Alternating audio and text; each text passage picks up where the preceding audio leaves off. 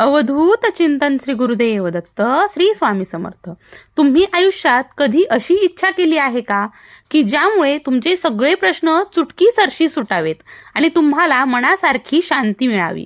प्रत्येकाच्या आयुष्यामध्ये कधीतरी असा क्षण येतो जेव्हा मनातील गोंधळ, दुःख आणि अडथळे आपल्याला थकवतात.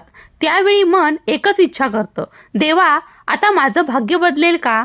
आणि अशा क्षणी आपल्या जीवनात प्रकाश आणतात ते श्री स्वामी समर्थ महाराज आणि भगवान श्री दत्तात्रय. हे दोन्ही कृपाळू देव आहेत. हे दोन्ही अवतारी पुरुष भक्तांवर इतकं प्रेम करतात की त्यांची उपासना केल्यावर आयुष्यामध्ये अद्भुत बदल घडतात.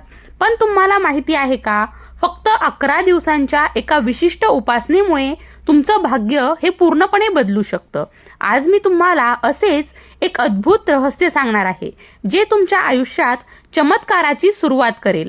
म्हणून शेवटपर्यंत व्हिडिओ नक्की पहा, कुठेही स्किप करू नका आणि तुमचा अनुभव देखील मला कमेंटमध्ये सांगायला विसरू नका. तर प्रिय भक्तांनो, सर्वात आधी जाणून घेऊया श्री स्वामी समर्थ आणि श्री दत्तात्रय यांची कृपा कशी मिळवायची. स्वामी समर्थ महाराज आणि भगवान दत्तात्रय हे दोन्ही अवतारी पुरुष आपल्या भक्तांवर अलोट प्रेम आणि कृपा करतात.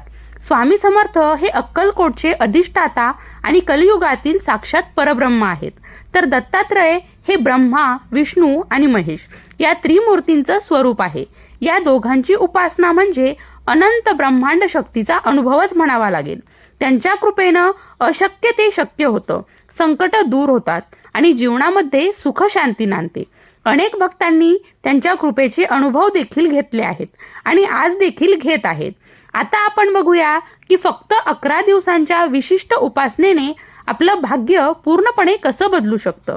ही उपासना म्हणजे केवळ एक विधी नाही, तर ती श्रद्धेचा, एकाग्रतेचा आणि निष्ठतेचा एक प्रवास आहे. 11 ही संख्या आध्यात्मिकदृष्ट्या खूप महत्त्वाची मानली जाते. म्हणून 11 दिवसांच्या काळात केलेले कोणतेही संकल्प हे पूर्णत्वास जातात अशी श्रद्धा आहे. ही उपासना सुरू करायची असेल तर प्रथम आपण स्वतःसाठी एक संकल्प करावा. आपला उद्देश काय आहे हे ठरवावं, जसं धनप्राप्ती, आरोग्य, मानसिक शांती, विवाह किंवा संतती प्राप्ती. कोणतीही तुमची इच्छा असेल ती मनामध्ये निश्चित करावी. हा संकल्प करताना पूर्ण श्रद्धा आणि भक्ती असावी. आता बघूया ही उपासना कशी करायची.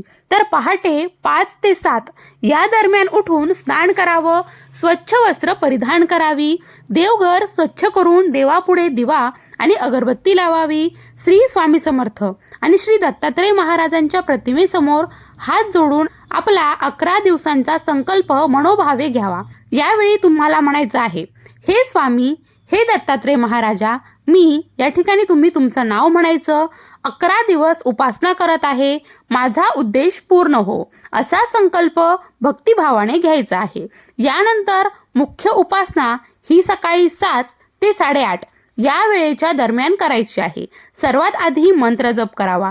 श्री स्वामी समर्थ, जय जय स्वामी समर्थ या मंत्राच्या 11 माळा जप करायचा आहे आणि दिगंबरा दिगंबरा श्रीपाद वल्लभ दिगंबरा या मंत्राच्या देखील 11 माळा तुम्हाला जप करायचा आहे.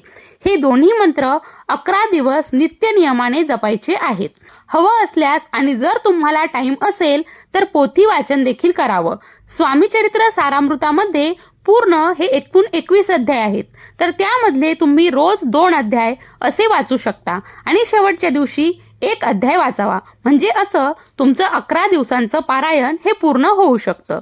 यानंतर श्री स्वामी समर्थ आणि दत्तात्रयांची आरती करावी. देवाला साधा नैवेद्य दाखवावा.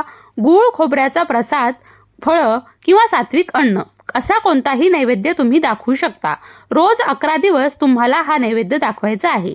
या 11 दिवसांमध्ये तुम्हाला काही नियम देखील पाळायचे आहेत, जसं ब्रह्मचर्य पाळावं, सात्विक आहार घ्यावा, चामड्याच्या वस्तूंचा वापर हा टाळावा, कोणाचीही निंदा करू नये, खोटं बोलू नये आणि कोणालाही दुखवू नये.